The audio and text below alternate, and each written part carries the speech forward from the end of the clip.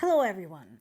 So, this is an interesting notice because notice the date that CIA director is talking about. He's talking about fall of 2022. So, at that time, we were less than a year into the war since it started in the end of February. So, at that time, he thought there was a genuine risk of Russia using tactical nuclear weapons. Okay. How about now? Remember, Russia has been issuing threats of doing something of this kind. I think on like a weekly basis for the last 2.5 years. So now that you know that that's just what they do, what is your estimate now? Because we know that this is the consideration, one of the primary considerations that goes into the U.S. decision not to allow Ukraine using long-range weapons against Russia. Now that you know, can we please review this whole thing and reanalyze it? Especially considering this. So again, these are short range, but nonetheless, remember, we have Russia right up against Ukrainian borders. So even short range missiles are bad enough. And again, remember, what do we have? We have Russia, we have North Korea, we have Iran, all of whom are no strangers to political and economic sanctions. And what does that teach you? What does that teach you? Again, I understand that in the long run, the sanctions have their time and place. But as you can see, all these countries, first of all, are collaborating because they believe that anyone and everyone who introduces sanctions against them for their own actions is the enemy. So they are uniting in the face of that. And second, even if these conflicts, these wars, these invasions, the terrorist attacks, the piracy, all of this end up destroying their economy, they don't care. So again, take that into account in the grand scheme of things. And then, of course, there is the impact to Ukraine. Why? Why can't Ukraine defend itself proactively when this is going on? Why can't Ukraine defend itself when we have mass funerals?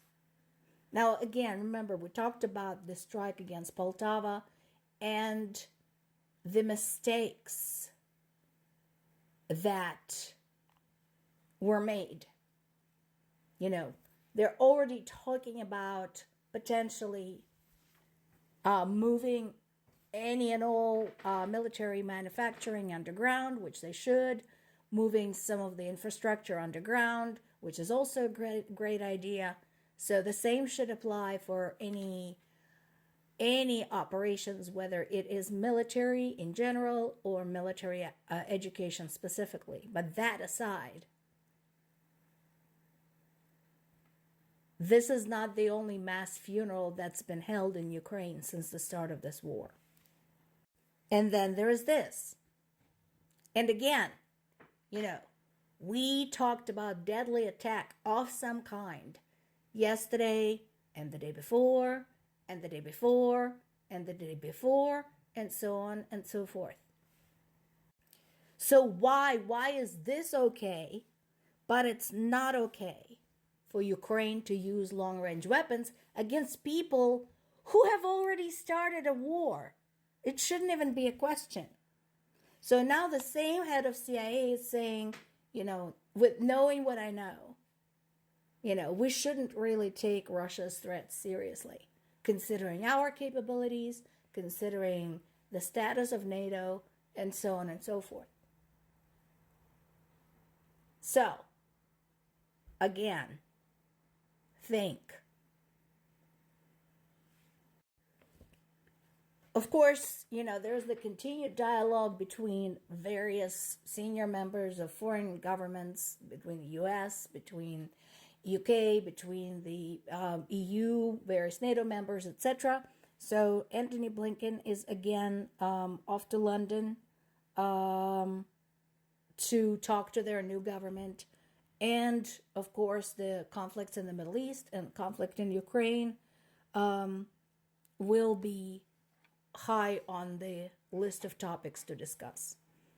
Russia's border regions are continuing to get it. Again, my question to Russia is, these are your people. Why didn't you evacuate them? Did you really think you can turn your border regions into a gigantic military zone and then be terribly, terribly surprised when somebody actually goes against it?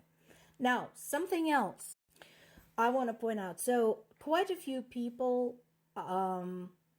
are asking in the comments, so why don't you advocate for Palestine? I have a personal opinion about Palestine, which I'm not going to reveal here at the start of this latest Israeli-Palestinian escalation. I have made my views clear, but I'm not going to repeat them. But I would like to point out that if you want to talk about Palestine, use your own channel. On this channel, I am focusing on Ukraine because that is my country of origin. That is where my parents live. And so that is what I'm going to do. I will only say that I do not believe that Ukraine and Palestine are the same. And the nature of attacks against Ukraine are the same as the nature of attacks of Israel against Palestine. That's all I'm going to say. Second, there are people saying, well, Ukraine is corrupt. So, first of all, Ukraine is not the most corrupt country in the world. I think the last estimate was somebody in South America vies for that position. They kind of switch between the worst. But second, the last time I checked, corruption is not a reason to invade another country. Corruption exists everywhere, in every government of every country, no matter how well adjusted, no matter how well structured, there are assholes everywhere, including in the US. Have you seen our government lately? Have you seen our Supreme Court that's been half bought and paid for? Corruption exists everywhere, but corruption is not an excuse to bomb hospitals and kindergartens. So stop talking about this shit. I'm going to simply report you for spreading misinformation and block you. You're not getting anywhere. Thank you for coming to my TED Talk.